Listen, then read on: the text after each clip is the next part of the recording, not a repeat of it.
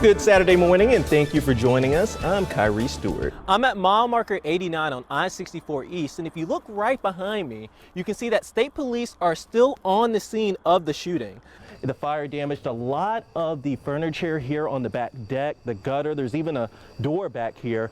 We learned that Pavlis escaped through a loading dock here at the rear of the jail and under a fence. This is not the powdery snow that we showed you earlier. This snow is actually really hard. One person was taken to the hospital after a logging truck overturned, spilling dozens of logs into the road. The tornado may have brought down homes and trees like this one, but it did not bring down the spirit of the community. Oh, I love fall. Pumpkin spice, all of that. I'm like counting down the days for that. I had my first pumpkin spice the other day. So I'm behind. They said their main concern tonight is the Jackson River. They're expecting it to reach record flood stage around 23 feet. Now, police are going door to door telling people to get to higher ground. Several roads around Covington and Allegheny County have been blocked due to high water. Crews conducted a swiftwater rescue at Midland Trail and Callahan Circle in Allegheny County. Many people said this is something they've never seen before. It's been hectic. And I'm joined here with Richard Douglas, who is the Covington City Manager. Mr. Douglas, thank you for taking the time to speak with us. Now, where are evacuees being asked to go, and what should they bring? There's outrage in Tazewell County right now after what happened during school lunch on Thursday. According to the school superintendent, more than a dozen students who had outstanding unpaid lunch charge balances at Richlands High School were told to leave their trays at a cash register. And it may be one of the most important tests a high school student will have to take. But this year, big changes are coming to the SATs. Huge. She was a pit boxer mix. Are you singing? That? Ooh, that was really good. You brought her on, I've been thinking about that song. I know. And she was quoting a bunch of different Adele songs in it too. She's like, she needs to find someone like you. What else? Rumor has it. Rumor has it. Oh gosh. I'm an Adele fan, guys. Yes, I'm sorry. Yes, Adele is so good, and I think we're all really excited. She's back. Making some singles and making some hits. Yeah, and it looks like the weather could fit an Adele song too, right? I probably could. Yeah. All our gear and things are up there waiting on us. And if you see this, post it to other people. This video of Ricky Chittum calling for people to bring their cars and firearms to Kelly's Pier on Lake Muma was posted to Facebook Saturday afternoon. It now has nearly 50,000 views and more than 1,000 shares. Less than 24 hours after it was posted, Chittum would lead police on a standoff at the lake. We heard some shooting, and we walked out, and there was a guy standing on our intake tower bridge.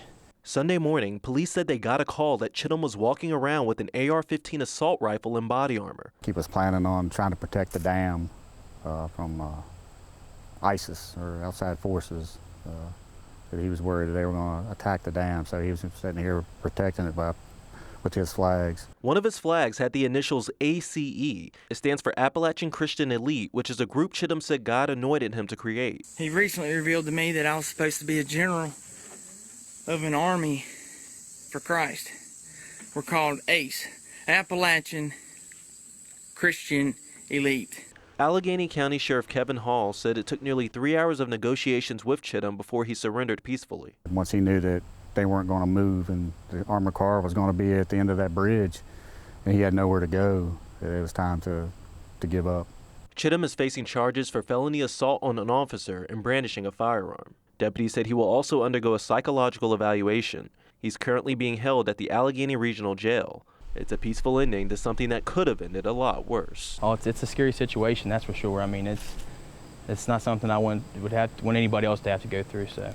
In Allegheny County, Khiree Stewart, WDBJ7. That's right, Melissa, and he told me he's still upset and that he doesn't believe the results. He still thinks there should be justice for Spencer's death. Like, we was already prepared for nothing to happen, like no justice at all, like they weren't gonna do nothing. Carl Spencer is surprised the officers involved in the shooting death of his brother Keontae Spencer will not be charged.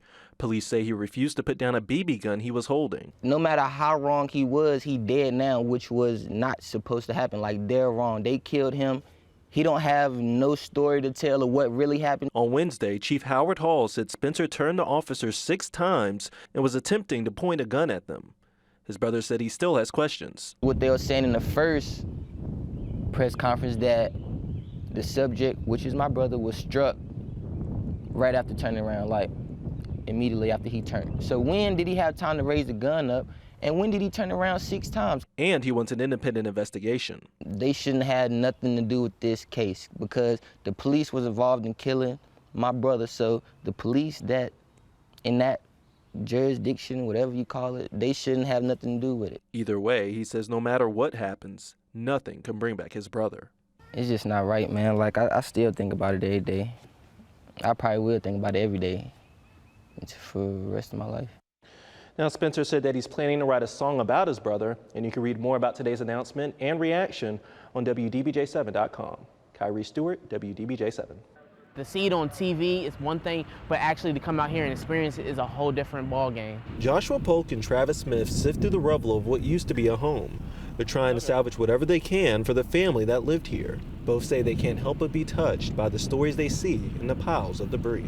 When we drove by, we actually saw a large teddy bear that you can tell belonged to a small girl, just laying under a whole bunch of debris. Pictures, doll babies, like tools. We found a few trophies, like stuff that holds memory. And I think the people out here, I think they really wanted just to get it back.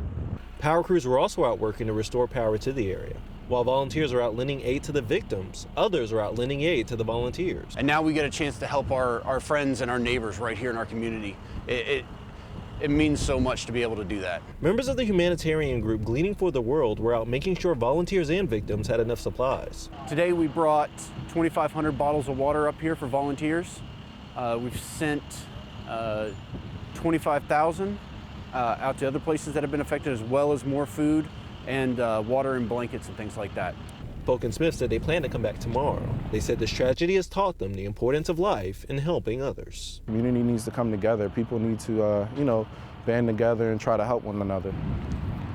That's something that's going to be real important in these next couple of days. Even since I was a kid, I can remember, people speeding up and down the road. Nothing's really ever deterred them. Soon that could change. Daniel Clare has lived on Meadowlark Road for more than 5 years and says he's fed up with speeders. Clare says he's concerned about people who walk and run along the road.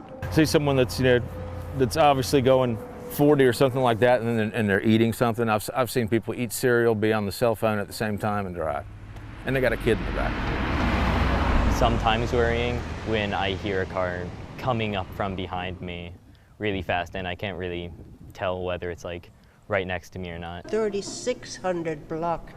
They're coming from up there. On Tuesday, a meeting was held at Cave Spring Middle School for those residents to discuss a possible solution to the problem. The county wants to install these signs and invoke $200 fines for people going over the 25-mile-per-hour speed limit. This is citizen-driven. We've had the interest and the support and some of the legwork from the citizens as well. David Holliday is the planning administrator for the county. He says there's been an increased police presence on the roads, but this is another road bump. It's a step in the right direction. It's a deterrent, we hope.